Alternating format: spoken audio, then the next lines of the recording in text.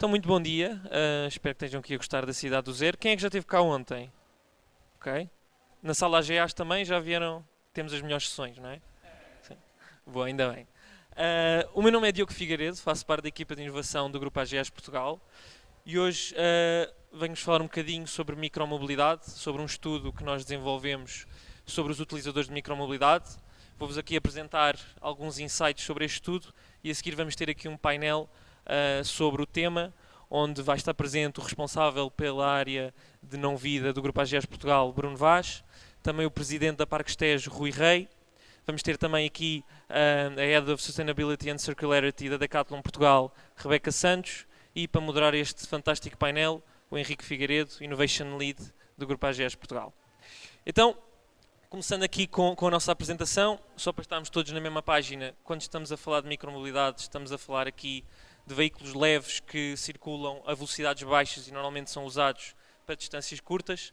Neste contexto específico, estamos a falar de bicicletas elétricas, bicicletas simples e trotinetes elétricas, ok? E nós começámos o nosso estudo por aqui analisar os transportes usados pela população portuguesa, em concreto nas grandes cidades, como Lisboa e Porto. E aqui não aprendemos nada de novo, o carro continua a ser o principal motor da mobilidade urbana, seguido pelos transportes públicos, e temos a micromobilidade ainda como um segmento muito de nicho, usado por uma pequena fatia da população portuguesa.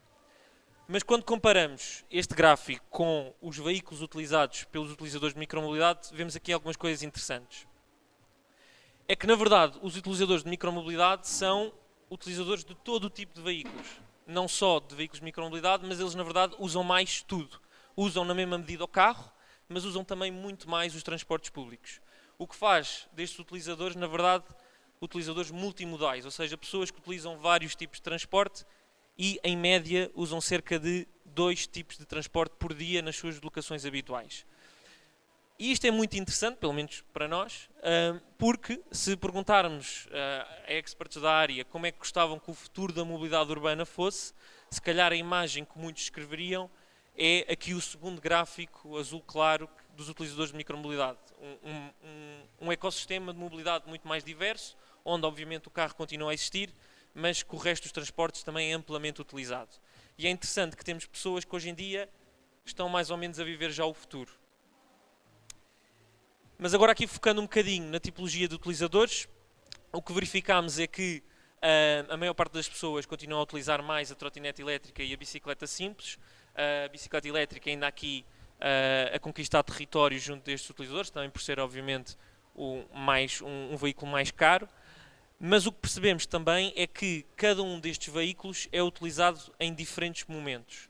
Ou seja, se olharmos aqui para o quadro da direita, o que vemos é que as bicicletas simples são muito mais usadas ao fim de semana e, portanto, mais associadas ao lazer e ao desporto, enquanto que as trotinetes elétricas e as bicicletas elétricas, por serem também mais rápidas e requererem menos esforço na sua utilização, são mais usadas durante a semana nas deslocações do dia-a-dia, para ir para o trabalho, para ir ao ginásio, esse tipo de coisas.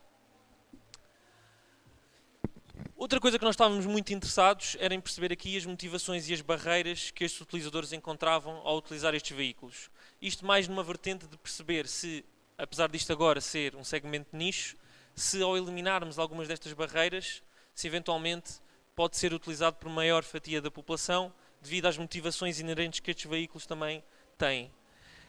E ao nível de motivações, o que encontramos e organizamos aqui por 4 principais motivações é o facto de, por um lado, estes veículos serem flexíveis, serem práticos, não existe filas de espera, não existe trânsito, é pegar e ir, e isto oferece uma liberdade que outros métodos de transporte não têm. Depois, o facto de ser uma maneira ativa destes utilizadores se deslocarem, e isso também é muito importante para eles.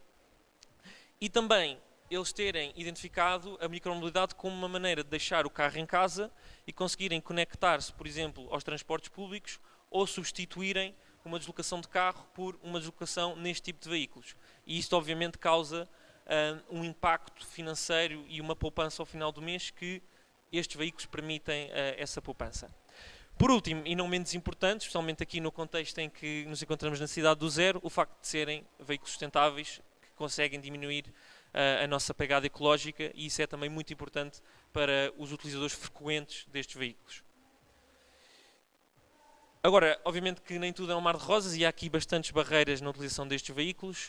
A primeira é o facto de serem suscetíveis às condições meteorológicas, à chuva e ao vento.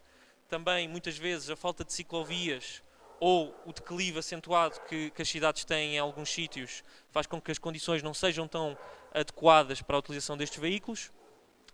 E depois aqui também a percepção que estes veículos são menos seguros e, portanto, as pessoas estão mais suscetíveis a acidentes. Por último, também aqui há algum preconceito e estigma que ainda existe e que é vindo principalmente dos condutores de carros, que muitas vezes faz aqui a coexistência entre estes dois meios de transporte um bocadinho mais difícil. Agora, eu pessoalmente gosto muito destas barreiras porque acho que elas são um bocadinho uma ilusão. E eu vou tentar explicar-vos porquê, começando aqui com as limitações meteorológicas. Eu quero-vos apresentar duas cidades. É a cidade A, que tem uma temperatura média anual de 10 graus Celsius e que chove a cada cerca, dia sim, dia não, basicamente. Okay? E tem cerca de 11 dias de neve durante o ano todo.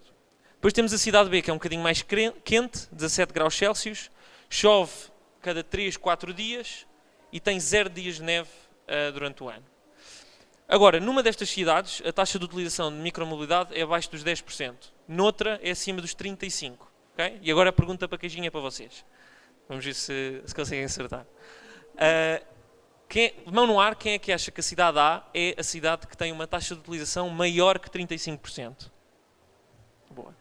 E toda a gente levanta a mão no ar porque toda a gente conhece este exemplo. Estamos a falar de Amsterdão, que tem uma taxa de utilização muito elevada deste tipo de veículos, e a cidade B, que, apesar de parecer o paraíso das condições meteorológicas, tem uma taxa de utilização muito inferior, abaixo dos 10%. E isto é um bocadinho estranho porque existe realmente aqui uma grande diferença entre estas duas cidades, mas as condições meteorológicas não o explicam. E isso é porque esta barreira é, na verdade, uma barreira cultural. E isto, para mim, é muito boa notícia porque nós, pelo menos aqui na equipa de inovação, ainda não descobrimos uma maneira de controlar o tempo, mas mudar mentalidades é possível e é, se calhar, um caminho que conseguimos fazer. Agora aqui pegando noutra barreira, a barreira da insegurança física.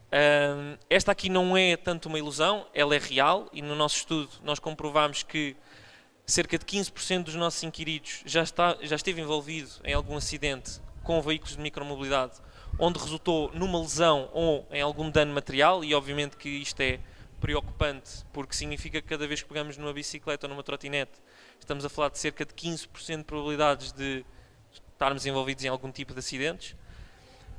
E a conclusão que a maior parte das vezes nós chegamos é que isto é pelo facto destes veículos serem menos seguros.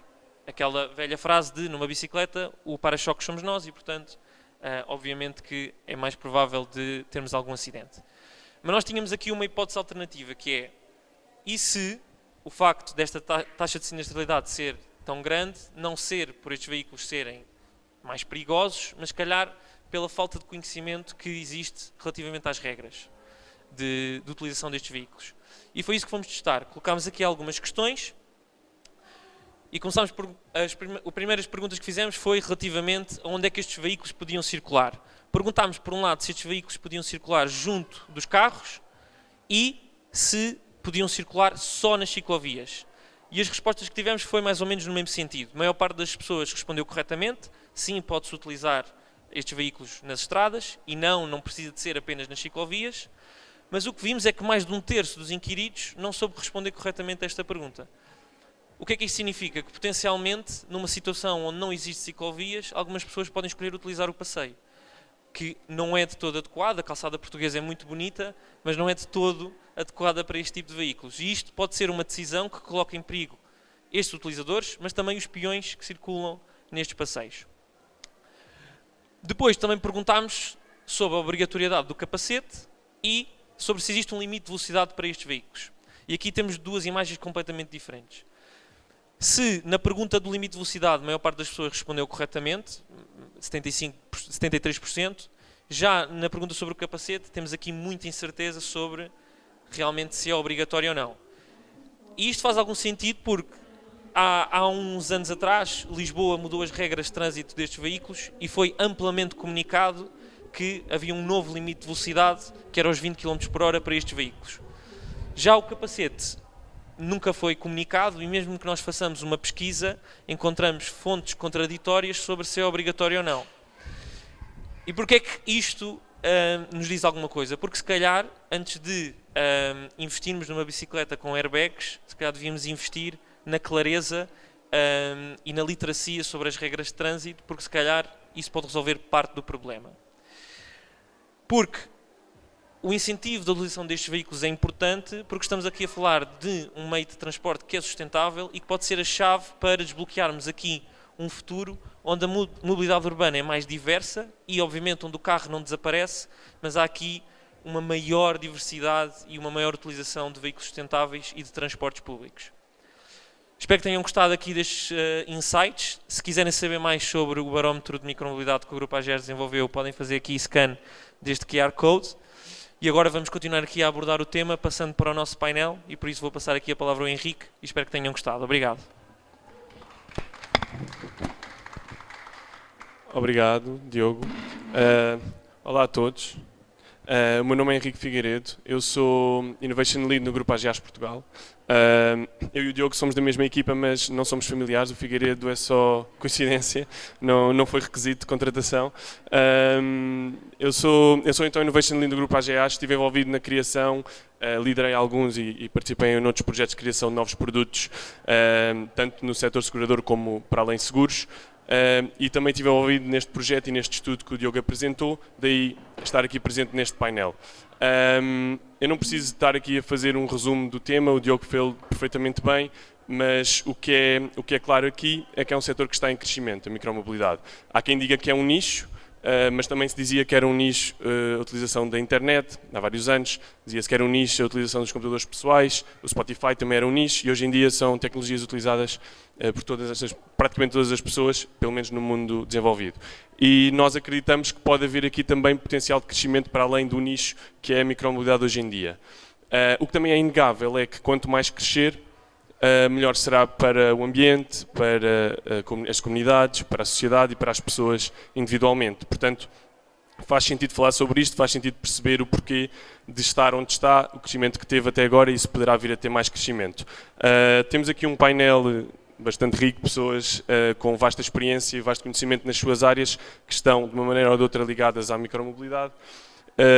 E nós vamos falar um bocadinho sobre quem é o cliente deste tipo de veículos, quais são as possíveis barreiras e obstáculos para a sua utilização e o seu crescimento, e também tendências para o futuro da micromobilidade. Temos aqui 3 indústrias muito importantes e ligadas ao setor. Temos representante da indústria seguradora, representante do setor público e representante também de uma entidade que vende, uma das principais entidades que vende este tipo de veículos. E então, antes de começarmos aqui a nossa conversa, eu vou só pedir aqui a cada um dos nossos painelistas que se apresente um minutinho para os conhecermos melhor, o que é que os traz aqui e um bocadinho do seu percurso. Se calhar passo aqui à Rebeca. Bom dia a todos, sou a Rebeca, sou líder da sustentabilidade na Decathlon Portugal. Obviamente que a sustentabilidade engloba a mobilidade, antes da micromobilidade, mas também engloba outras coisas, toda a parte da descarbonização da empresa, toda a parte do impacto social, promoção do desporto e também a mobilidade, e mais à frente vamos falar, portanto também não vou alongar muito. Trabalho na empresa há 14 anos e é um tema que já temos vindo a trabalhar há algum tempo, mais internamente para as nossas equipas, e obviamente já vendíamos alguns dos produtos e, portanto, mais a fundo. Também obrigado por esta apresentação, porque vem consolidar algumas sensações e percepções que nós já tínhamos, e obrigado por isso também. Muito obrigado. Bom dia a todas e a todos. Agradeço o vosso convite. Eu sou o Rui, sou responsável da Parques Tejo, de uma empresa que quem for do Eiras adora, por princípio, que a sua base é o estacionamento, portanto todos nós adoramos esse tipo de empresas, e se fizessem aqui um estudo, basicamente a doutrina aí dividia-se a meio, não é? 50% estaria de acordo, 50% estaria em desacordo. Eu estou na Parques Tejo desde 2022, portanto há 2 anos, estamos a iniciar um processo de transformação e no próximo dia 20 em Algés apresentaremos o que é o Oeiras Move. E, portanto, o Oeiras Move será, de facto, um projeto transformador do município de Oeiras, que aposta, sobretudo, no transporte público e numa coisa que eu, como percebo pouco desta área, eu não conheço verdadeiramente no país, que é uma rede de transportes públicos em sítio próprio. Porque não há possibilidade de pedir aos nossos cidadãos, aos nossos vizinhos, aos nossos amigos, a nós próprios, que muitas vezes usemos transporte público, apesar das transformações que se fizeram nos últimos anos e positivas, que se use transporte público se ele não for previsível, se não for confortável e se nós não nos sentirmos bem nele. Portanto, se eu sair agora aqui da cidade do Zero e chegar ali embaixo e tiver 1h30 à espera de um transporte e não sei se ele chega, vai ser difícil usar. Embora Lisboa, a cidade de Lisboa, tem um conjunto de características diferentes do resto dos municípios, porque tem um conjunto de oferta de transportes que a maior parte dos municípios não tem, e portanto, apesar de eu vir de Oeiras, e Oeiras ser o único município da área metropolitana de Lisboa que não é suburbano de Lisboa, tudo o resto são municípios suburbanos da grande cidade. Nós em Oeiras dizemos isto porque é verdade, basta ver a transferência modal, há tantas pessoas a entrar em Oeiras como a sair de Oeiras, portanto é um concelho que é central, é hoje a segunda economia do país, portanto há aqui um conjunto de transformações que nós estamos a fazer para potenciar exatamente estas transformações e garantir que a grande repartição modal deixa de ser cerca de 60% do automóvel e passa a ter uma repartição modal um bocadinho mais equilibrada, não porque sim, mas porque é absolutamente essencial para o nosso modo de vida e para o futuro da sociedade onde nos inserimos. Bom dia a todos, obrigado ao Henrique, ao Diogo, à Patrícia pelo convite para estar aqui neste painel. É sempre um prazer participar na cidade do Zero e obrigado à vossa presença e aqui o nosso painel. O meu nome é Bruno Vaz, sou responsável da oferta de seguros não vida do Grupo AGEAS Portugal, entre a qual da AGEAS Seguros, que é uma das marcas comerciais.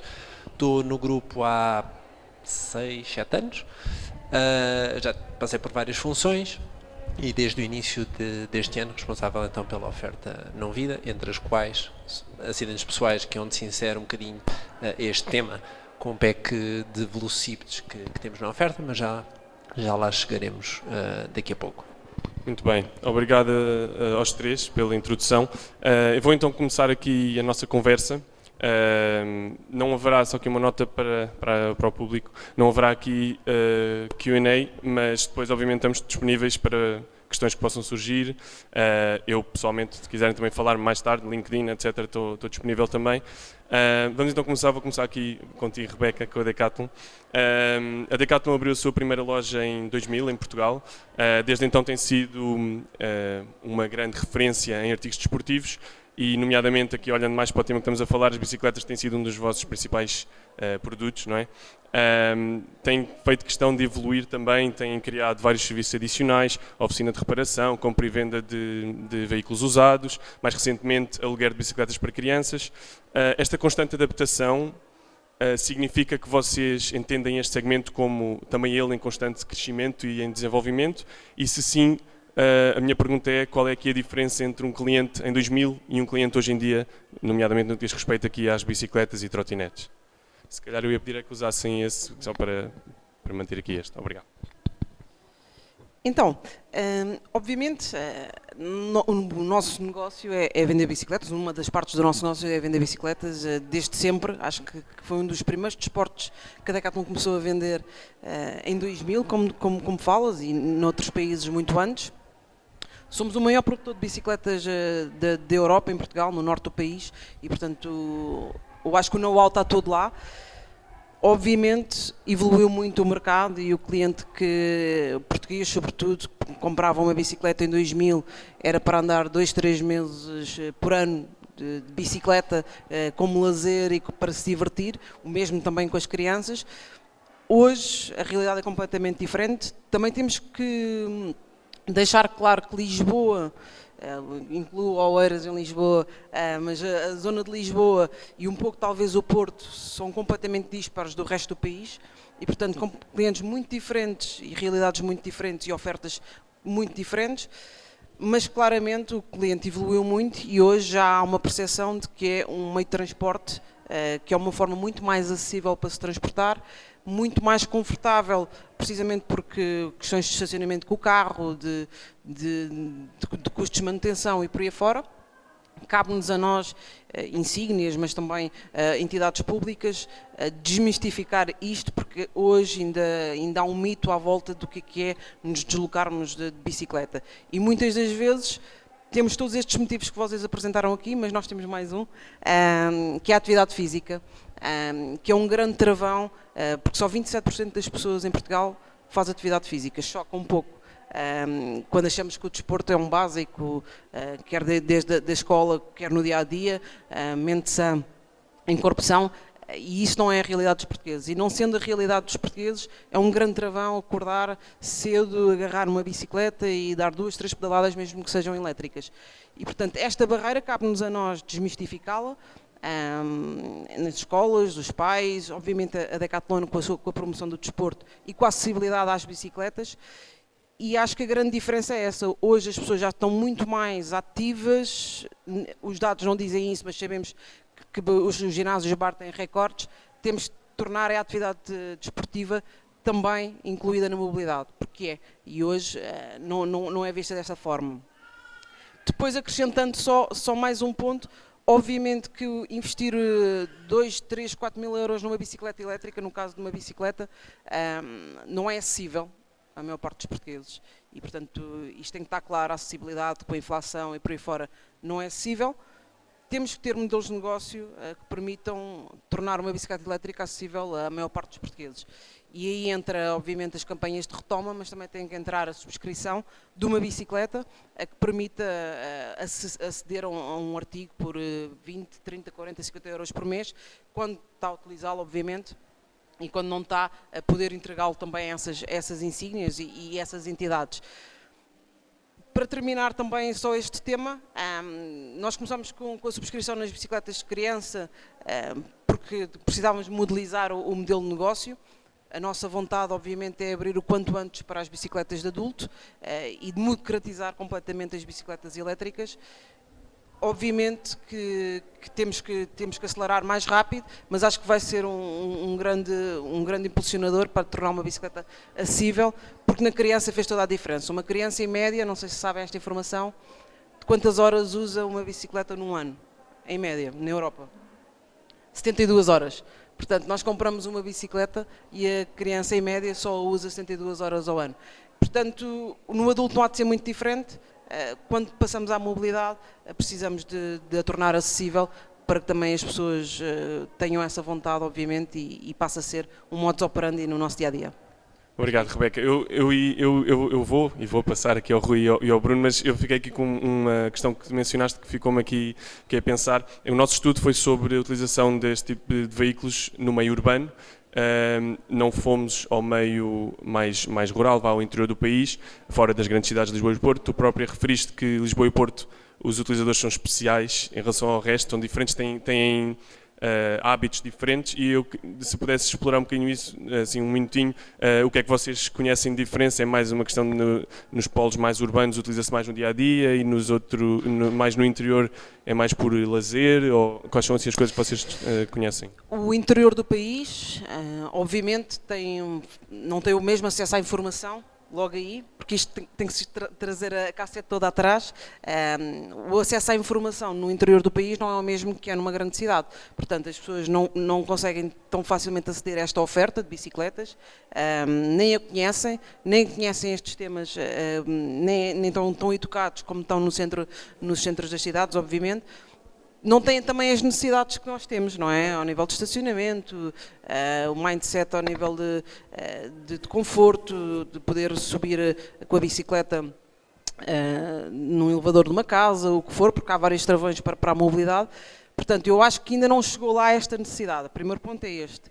O segundo ponto, por incrível que pareça, em grandes cidades, por exemplo, recordo-me, Évora, é uma cidade que já se usa muito de bicicleta e, portanto, depende muito da faixa etária que temos nestas cidades e também depende muito da educação que estas cidades têm.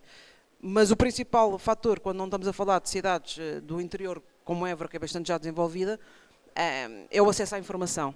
E, portanto, há um trabalho a fazer de acesso à informação, de oferta, para que permitam primeiro considerar sequer isso uma hipótese, porque falamos em mobilidade ou micromobilidade, nem conhecem o tema, nem é um tema que lhes toca. Ok, obrigado, Rebeca. Então, agora passando ali para o Rui, se calhar, passando aqui também para, já foi falado aqui a importância que pode haver aqui do investimento público, e um bom exemplo tem sido a Câmara Municipal de Oeiras, para a qual a Parques Tejo tem sido o principal motor da mobilidade, não é? A Câmara Municipal de Oeiras tem apostado sempre na micromobilidade, já desde o início do século havia na altura 4 km de ciclovias, hoje em dia são mais de 20, tem também, há bocado de referires também, Rui, tem também um sistema ou estão em criação de um sistema de trotinetes e bicicletas partilhadas, bastante utilizado já, e mais recentemente, através também da Parques Tejo, criaram a Oeiras Move, a app Oeiras Move, que vai ser mais do que uma app, mas hoje em dia já existe a app, que é aqui um ecossistema de mobilidade, com toda a informação sobre bicicletas, trotinetes, transportes públicos, estacionamento para carros e tudo mais. Isto quer dizer que existe mais procura, parece querer dizer que existe também mais procura no Conselho por este tipo de soluções, e a minha questão aqui para falarmos um bocadinho é qual é o perfil de um utilizador de uma app como a Oeiras Move? Muito obrigado. Em primeiro lugar, agradeço o trabalho de casa que fizeste, que é de facto interessante. Mas, quer dizer, este trabalho não está isento, antes de dizer que nós fazemos as melhores coisas do mundo em Oeiras e que somos os melhores do mundo, quer dizer, a questão não é essa.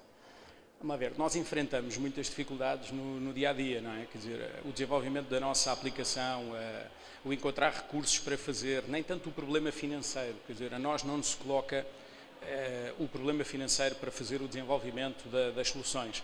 Encontra-se as dificuldades que temos encontrado ao longo destes últimos 2 anos para encontrar muitas vezes os recursos necessários e os parceiros necessários para chegar ao objetivo final, que é de criar um ecossistema. Vocês neste momento, se fizerem o download da aplicação, têm 2 serviços que estão em funcionamento, o do estacionamento e o das bicicletas. A partir das próximas semanas e até outubro uma fase e depois até ao fim do ano a seguinte, teremos os 120 minutos para estacionar. Todos os municípios de Oeiras terão direito a estacionar até 120 minutos com um conjunto de regras e, portanto, depois podemos discutir, bem, lá estão eles de novo a falar na questão do estacionamento, porque o que nós devíamos fazer era acabar com os automóveis. Bem, nós temos que ver aqui, nós temos que perceber onde é que nós estamos. Nós não podemos, em nenhum concelho do país, em nenhum concelho da Europa, em nenhum país da Europa, em nenhum país do mundo, nós não podemos chegar de um dia para o outro e fazer uma transformação por decreto. As transformações fazem-se porque sim, porque existem motores desse desenvolvimento e, obviamente, as entidades públicas têm uma parte dessa tarefa, mas depois o setor privado e os cidadãos também, com base num conjunto de inputs e de impulsos que vamos dando. Mas há uma coisa que é verdade, o estacionamento é a base da política de mobilidade. Porque se nós tivermos uma política de estacionamento correta, nós estamos a dar inputs corretos para a mobilidade que queremos. Vamos lá ver. Nós chegarmos aqui ao centro de Lisboa, ou às zonas com grande pressão no estacionamento de Oeiras, como por exemplo Algés, porque se nós olharmos do Vale do Jamor, na zona do Estádio Nacional, até Lisboa, é tudo o mesmo território. A diferença que faz de Oeiras para o restante território está no Vale do Jamor. Se nós olharmos, e se fizermos no Google Maps e olharmos cá de cima, percebemos que do Vale do Jamor até Lisboa o território é o mesmo. Então, se quisermos ser mais micro, se olharmos para a zona de Miraflores e se olharmos para o outro lado, para, não é Caselas em cima, o Restelo, estamos a falar quase de 2 irmãos gêmeos que estão separados à nascença pelo Monsanto. Porquê? Porque há ali 2 passagens que deveriam ter sido criadas para o transporte público que nunca foram criadas. Aliás, o Liós, que é uma rede de transporte público em sítio próprio, seja de elétrico rápido ou do chamado BRT, vai passar aqui ao lado. Passa aqui ao lado, vai por esta via toda até lá em cima e depois passa ao Restelo e entra em Miraflores. Portanto, este tipo de dificuldades nós enfrentamos. Depois vamos à questão da micromobilidade. Nós fizemos uma transformação o ano passado, criámos 200 pontos e iniciámos uma rede pública de bike sharing. Mas também aí nós enfrentamos, obviamente, dificuldades, quer dizer, a Gira, por exemplo, já tem seguramente à volta de 10 anos, mais coisa menos coisa, e ainda hoje enfrenta desafios, apesar de alguma maturidade das soluções. Nós temos 11 estações, já queríamos ter mais do que duplicado, ainda não conseguimos. Não conseguimos, mais uma vez, não foi nenhuma questão financeira associada, foram só problemas mesmo tecnológicos de vermos onde é que estão as bicicletas, os utilizadores. Estamos a melhorar tudo isso e pensamos que entre hoje e o verão do próximo ano nós vamos mais do que duplicar os nossos pontos MOV, onde estão as bicicletas e as trotinetes sem doca, e ao mesmo tempo vamos fazer crescer a nossa rede de bike sharing. Nós estamos aqui numa dúvida, rapidamente a vamos clarificar, que é se vamos continuar a fazer crescer a nossa rede de bike sharing tradicional como a temos neste momento, com uma doca e com bicicletas que entram dentro dessa doca, ou se a vamos fazer crescer num modelo sem doca, mas de utilização semelhante.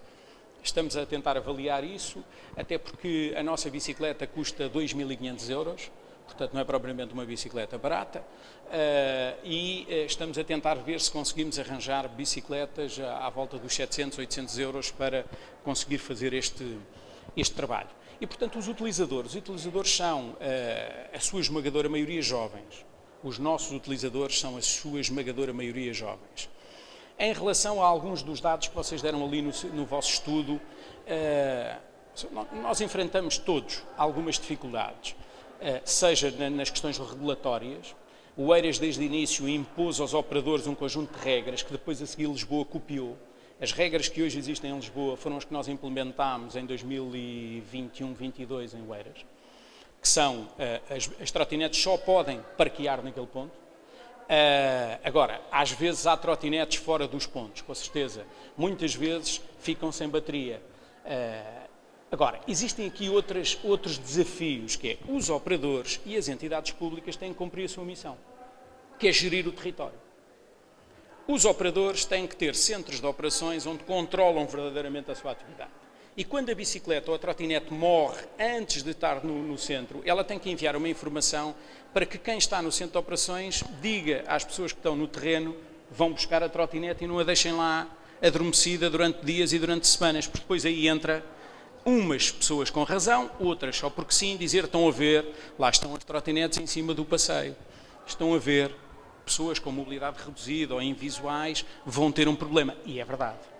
Depois, temos a questão da infraestrutura, alguma dela que não está preparada para que esta mobilidade se faça. Com certeza, existem ainda um caminho a fazer, embora nós não temos que ter em todos os territórios, em todo o espaço, ciclovias segregadas.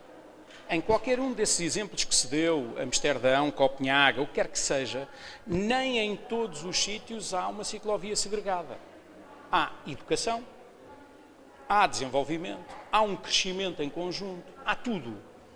Em Copenhaga, eu lembro muito bem de ter visto ali na altura da pandemia, uma ciclovia que vinha, encostada ao passeio. Entretanto, havia lá uma necessidade, não faço ideia porquê, mas estavam 3 ou 4 carros estacionados, não havia ciclovia, a ciclovia começava mais à frente. Portanto, vamos lá ver, nós não podemos ir do 8 ao 80 de uma vez. Para terminar, a densidade populacional é uma coisa importante. Nós muitas vezes assistimos aí a um conjunto de reclamações e de protestos, e que são legítimos, não é isso que eu estou a dizer, sobre algumas construções que se querem fazer. As cidades têm que ter densidade. As cidades, se não tiverem densidade, não há oferta de transporte público. Nós podemos acreditar no que quisermos, mas a verdade é esta. Aliás, Lisboa agora começou a inverter, agora dá uns anos esta parte, mas desde mais ou menos do 25 de Abril, fim do Estado Novo, há um decréscimo da população da cidade de Lisboa e agora há uma ligeira tendência para o crescimento de novo. Mas a cidade de Lisboa tem que ter mais pessoas. Porque é preciso haver densidade para haver transportes públicos, para haver micromobilidade, para haver outras alterações e outras transformações. Caso contrário, se nós não tivermos densidade, nós vamos ter algumas dificuldades. Portanto, podemos discutir, mas um dos privilégios do EIRAS de Oeiras e de Lisboa é que nós somos uma lógica praticamente contínua e permite-nos aqui criar políticas de cidade muito interessantes, com o Liós, com redes de metropolitano, com redes em cima da autoestrada que permita passar transporte público, não é alargar a autoestrada para mais automóveis. Portanto, nós temos que fazer aqui um conjunto de políticas que nos levem ao objetivo final, que é melhorar a nossa vida.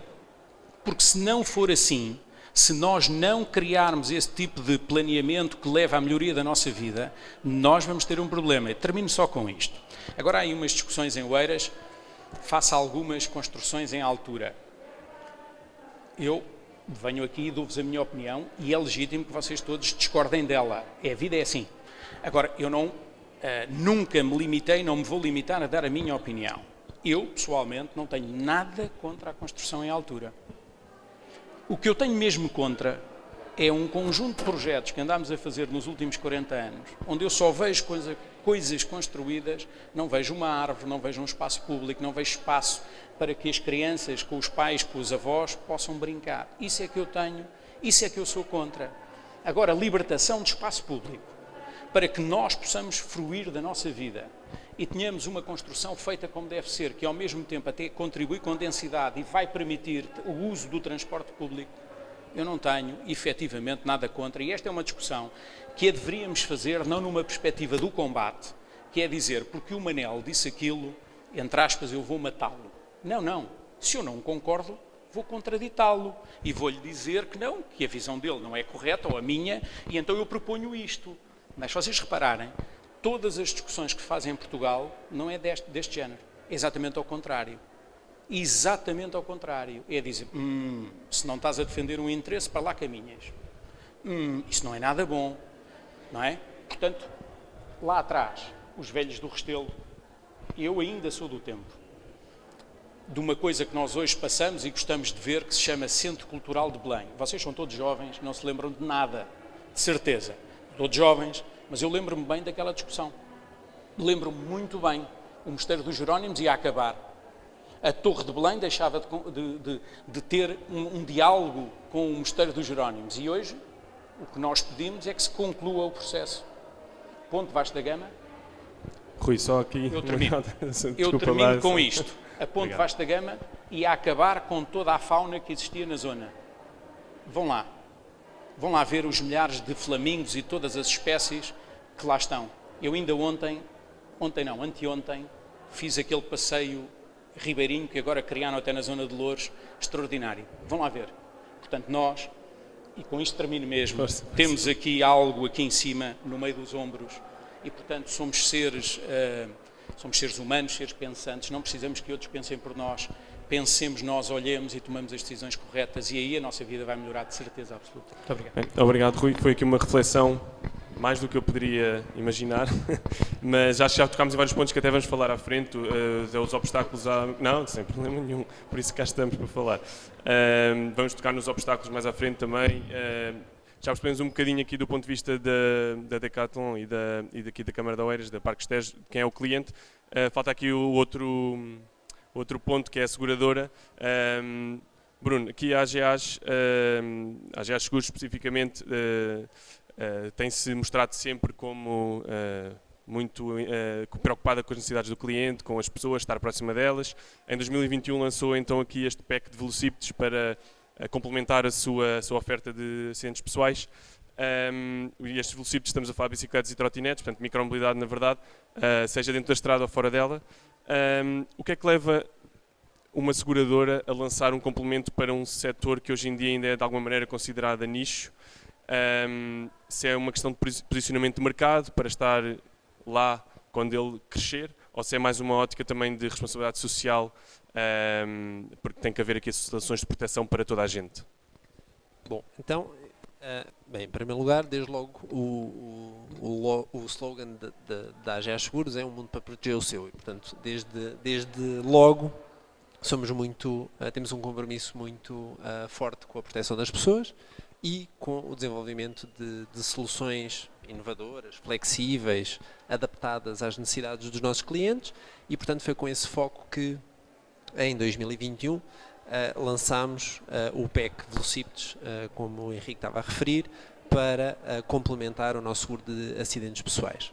E fizemos-lo com um compromisso duplo, um bocadinho por responsabilidade social, de forma a garantir que, de facto, todas as pessoas podem ter, de forma acessível, essa proteção adequada para a utilização desse tipo de transportes, mas também para dar resposta a esta necessidade crescente, porque as pessoas, de facto, estão cada vez mais cientes, não só dos riscos que correm, mas também dos riscos a que expõem também outras pessoas. Temos um colega nosso que sofreu um acidente, sempre andou de bicicleta, faz Gran Fundos, e, portanto, e numa ciclovia de bicicleta, 2 miúdos de trotinetes, um bocadinho de brincadeira, a fazer uma ultrapassagem, vieram contra ele e ele partiu a clavícula. Portanto, é um bocadinho... As pessoas estão cientes, estão cada vez mais cientes, não só do risco para si próprias, mas também para os outros, e portanto tínhamos que dar resposta a isso. E com a evolução destes hábitos de mobilidade também identificámos, a AGA Seguros identificou a oportunidade de se posicionar ao lado do seu cliente, oferecendo-lhes esta segurança e confiança de que precisam em cada viagem, seja na estrada ou fora dela, não é? Porque às vezes vamos simplesmente a passar e algo nos acontece sem nós sequer estarmos envolvidos ou sequer termos um velocípede nesse sentido. De facto, para quem gosta de ou de trotinetes ou de bicicletas e utiliza, o PEC Velocitos é de facto uma excelente solução, tem uma cobertura de responsabilidade civil de 50.000 €, ou seja, para cobrir esses riscos, esses danos que causemos a terceiros, seja danos materiais, seja danos pessoais, e um conjunto de 8 assistências, também disponíveis 24 horas por dia, e que vão desde bicicleta de substituição, danos em roupa e calçado, transporte em caso de acidente, e portanto dão essa proteção. O PEC Velocitos, e muitas vezes não há esta consciência, mas é um valor muito baixo, ou seja, por 2 € por mês, um PEC Velocitos pode ser adicionado à apólice de acidentes pessoais, que a juntar aos 4 € por mês da opção mais baixa, mais de entrada do seguro de acidentes pessoais, temos uma proteção completa com um PEC Velocitos por 6 € por mês. Portanto, às vezes é só transmitir esta informação e não é, ou seja, a solução é acessível, é preciso estarmos cientes que existem. Obrigado, Bruno. Estava alto. Ok, agora já falámos aqui um bocadinho sobre a perspectiva de cada um em relação aqui à micromobilidade. Eu ia fazer uma pergunta, digamos, aberta para os três responderem. Estejam à vontade para se complementarem uns aos outros, para fazer disto mesmo uma conversa. Se eu não tiver que dizer nada nos próximos 15 minutos, está tudo bem, correu bem.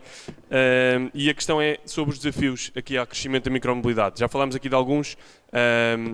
Foquem-se no vossa perspectiva, quais são os principais desafios para que continue a haver um desenvolvimento sustentável deste tipo de veículos, seja legislação, infraestruturas, segurança, custos, exercício físico, que era um tema que nós realmente não tínhamos aqui detectado no nosso estudo, mas claramente é importante.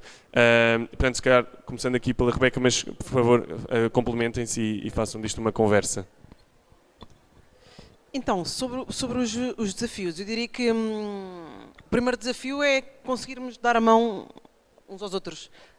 Porque isto é um ecossistema que não depende só de um, e quando digo uns aos outros, é entidades públicas, é seguradoras, é outros parceiros, como o caso da Bambu, que tem bicicletas elétricas também, e que obviamente dá resposta a outras coisas que nós não damos, e portanto é importante darmos as mãos e promovermos o mercado da mobilidade e o mindset. Portanto, eu acho que o primeiro passo, compete-nos a nós fazer este trabalho, obviamente. Depois, obviamente, do meu lado há vários desafios enquanto Decathlon, de tornar acessível, de tornar os produtos mais sexys, porque também se é um produto que nós vamos andar com ele no dia-a-dia, temos de ter orgulho, que esta bicicleta é minha, eu gosto desta cor, identifico-me com isto, porque vai ser o meu meio de transporte. Quando escolhemos um carro, também tentamos, dentro das nossas possibilidades, cada um à sua maneira, escolher aquilo com que mais se identifica.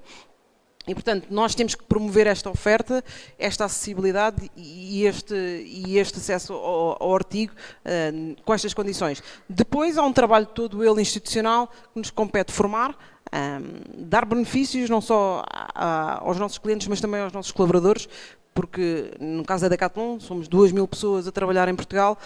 Essas 2.000 pessoas também têm que ter um incentivo à mobilidade e promover, começando por eles, porque são eles que vão vender aos outros e que vão mudar o mindset também dos amigos, das famílias, dos clientes. E, portanto, eu começaria pelas nossas equipas e por todas as pessoas que nós tocamos, dar as boas condições, porque depois isto, obviamente, é como o dominó, começam a cair as peças e conseguimos criar o verdadeiro ecossistema. E em terceiro ponto, que não é só sobre a mobilidade e a micromobilidade, eu não queria estar a falar pelos outros, mas acho que há um trabalho importante a fazer, não só nas entidades públicas e nos estacionamentos e nos acessos. Eu ando de bicicleta, faço o meu trajeto de casa-trabalho de bicicleta. Eu vivo na margem sul. Um barco tem um limite de 6 bicicletas, se tiver sorte do maior tem 9, portanto 9 para quem vive na margem sul, às 7 da manhã apanhar um barco não é fácil. Se viver trabalhar noutra ponta da cidade, que é o meu caso, tenho que passar a Oeiras todo, desde até Oeiras, até Algés, desculpem, de bicicleta, portanto não é fácil passar Monsanto, hoje não é fácil as infraestruturas, mas também muitas vezes por falta de clareza da informação, porque hoje já pode existir e não sabemos, porque não está atualizado no Google Maps, portanto eu acho que há um trabalho todo de lobby que temos que fazer junto das pessoas e dar esse acesso a essa informação e obviamente também a parte toda das casas, porque não é fácil levar uma bicicleta elétrica para um quarto andar se não houver um elevador, e às vezes há elevadores mas a bicicleta não cabe, por exemplo, ou não temos uma garagem, então tem que haver na entrada dos prédios, todos os vizinhos dizem para não nos porem as bicicletas lá porque não querem, portanto primeiro há que fazer o caminho todo, calçar os chinelos dos outros, os que já usam, a mobilidade de A a Z, e começar a fazer uma checklist do trabalho todo que se tem que fazer, porque há um trabalho desde entidades públicas, insígnias como a Decathlon, entre outras, que tem que ser feito de raiz. Desde pôr a carga de uma bicicleta elétrica, não há nenhum sítio que eu conheça que seja possível carregar uma bicicleta enquanto estou a trabalhar, a não ser no escritório, portanto, há que fazer esse recapitular todo da micromobilidade e não só lançar produtos para o mercado, mas depois não temos tudo o resto montado e temos que o fazer, em conjunto, obviamente. Ok, então, só aqui passando, força Rui, só queria aqui uma nota que eu achei que foi importante, parece haver aqui uma importância das parcerias das várias entidades dos diversos setores também estarem em comunicação e em acordo, não é? Parece-me que isso é também bastante importante.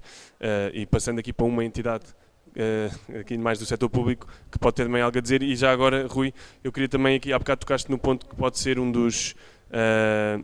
das barreiras, que é aqui o estacionamento dos próprios veículos, não é? A questão de estarem na via pública, há muitos cidadãos que acabam por se queixar, mas acho que também já tocaste nesse ponto, mas força, uma reflexão. É verdade, nós estamos a fazer um investimento forte na infraestrutura. Nós temos cerca de 20 km, é pouco.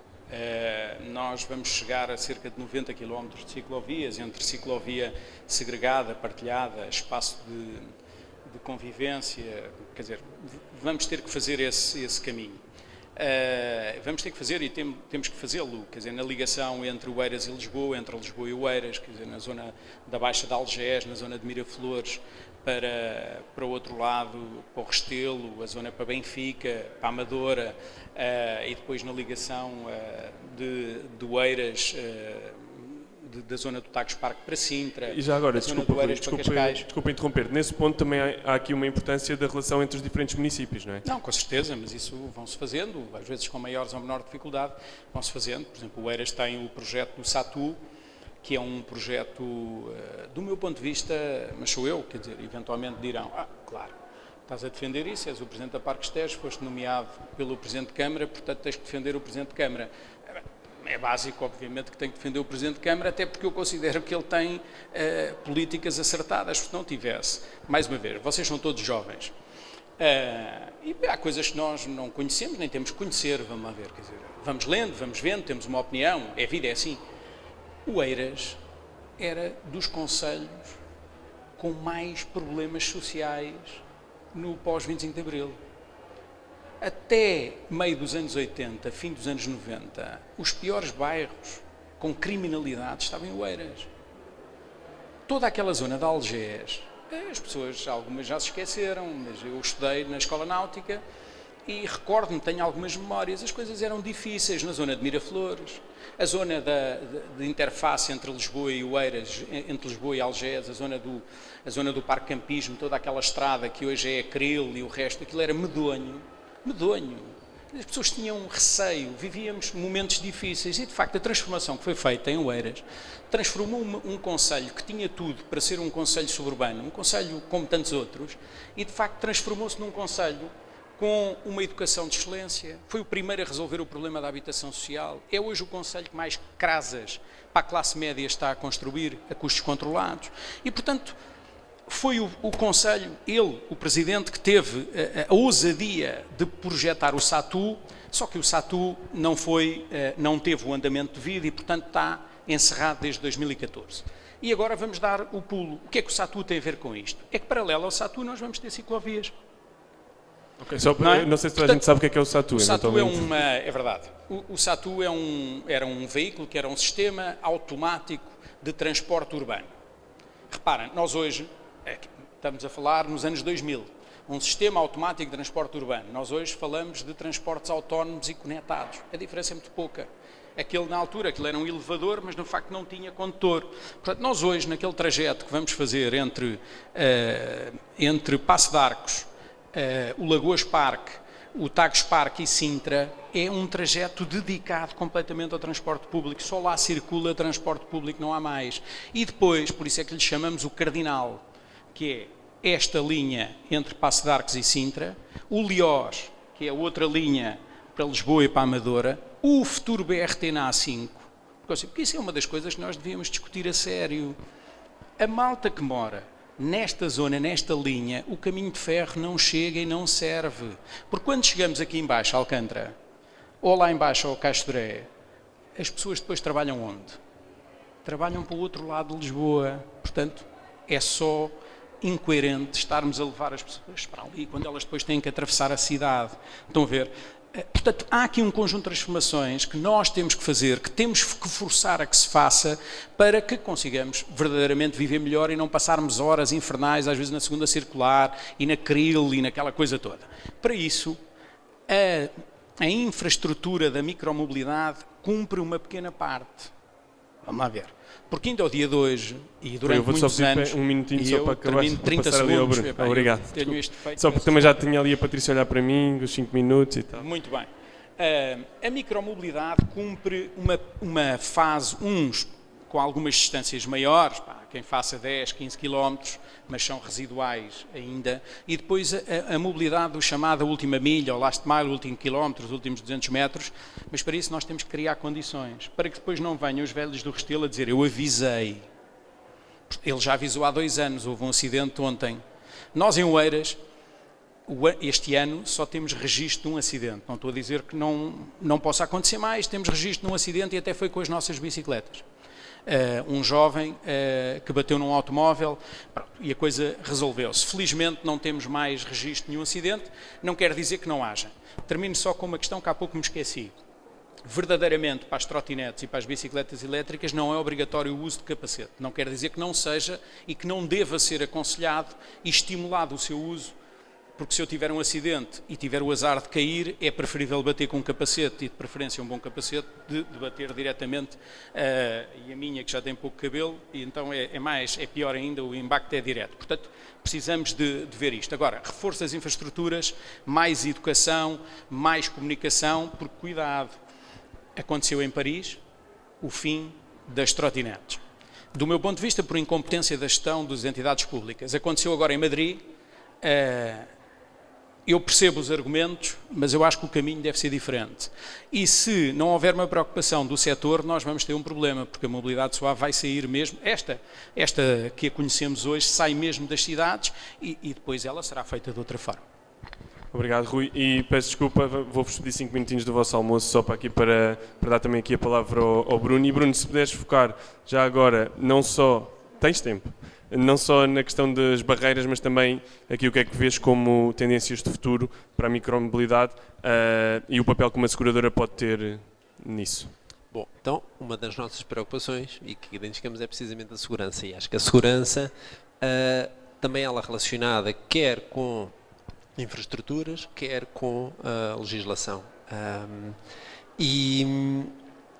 E aqui acho que o que notamos é que muitas pessoas ainda não estão, e isso foi visto no estudo, ainda não estão devidamente cientes daquilo que são as suas responsabilidades, os seus direitos, e até as opções de proteção que têm disponíveis.